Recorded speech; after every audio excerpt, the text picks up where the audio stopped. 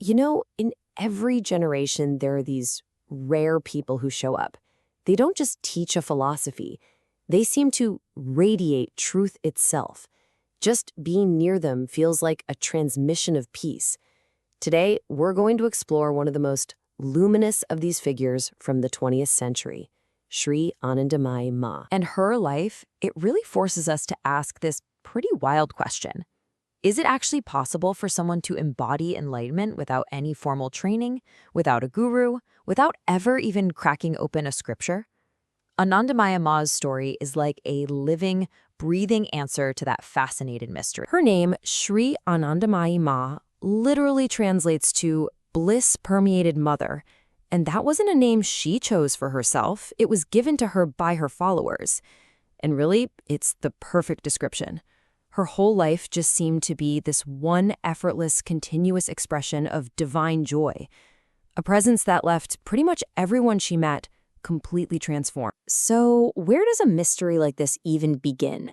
Well, her early life was anything but ordinary. I mean, from the very start, it was obvious she was just operating on a totally different frequency than everyone else. What's so incredible is that this whole divine unfolding seemed to happen to her, not by her.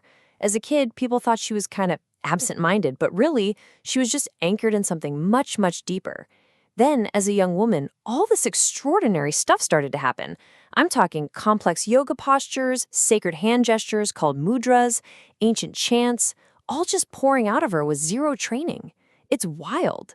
And this all led up to a period of over 3 years of near total silence, where she just radiated pure bliss. She once said, "I have no particular path. All paths are mine." And that quote right there, it gets to the absolute core of who she was. See, she never set out to be a teacher or to start some new movement. She wasn't selling a specific technique. People were just drawn to her, drawn to this incredible stillness and unconditional love. And they recognized that all these different paths, devotion, knowledge, service, they're all just different doors to the exact same room. So you can imagine, coming from that kind of spontaneous, enlightened state, she had a completely different vision of reality.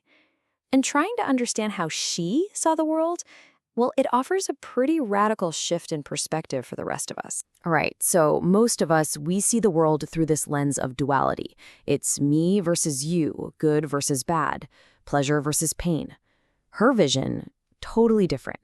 She only saw oneness.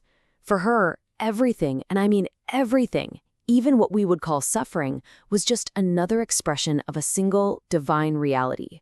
The world wasn't some problem that needed to be fixed. It was a sacred performance to be witnessed. And think about it. If you truly see the world as one divine whole, what's left to fight against? There's nothing to resist. And this leads us straight to her core teaching on surrender. Now, for her, this wasn't about being helpless or just giving up. No, it was an act of profound trust. It's the wisdom to stop struggling and just let life move through you as its instrument. That, she said, is where you find real peace. Okay, so you might be thinking, if there's no special technique, how do we actually apply any of this wisdom? And that's a great question.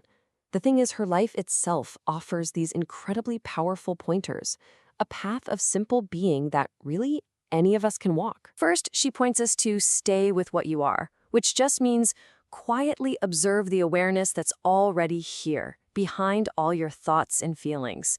Then, don't resist life. And that means meeting every single experience, the good and the bad, without that constant internal fight. And that connects right to letting go of the doer. Recognizing how much of life just happens. It moves through you without your constant micromanagement. To help with all this, we have to make space for silence, to reconnect with that stillness that's always there under all the noise. And from that place, it gets so much easier to live simply, to just appreciate this moment instead of always chasing the next thing. And finally, to remember grace. To get that grace isn't something you have to earn, it's something that is already here, flowing through every single moment. Ultimately, all these pointers, they really lead to one central practice.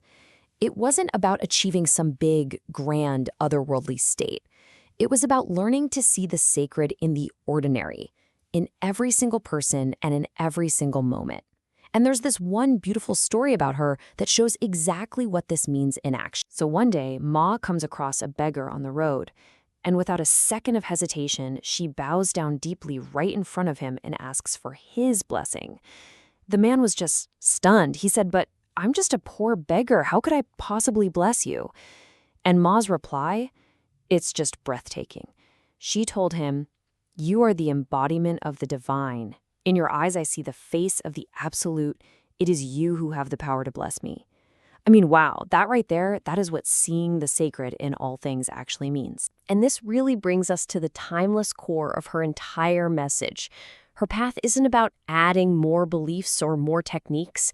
It's actually about stripping away everything that's false, so you can finally see what is, and what always has been, real. Her whole life, every teaching, everything we've just talked about, believe it or not, it can all be distilled down into one single, incredibly powerful and liberating idea. Whatever comes, let it come. Whatever goes, let it go. What remains is the real. Now, this isn't about being passive. It's a direct invitation to stop clinging, to stop resisting the natural flow of life.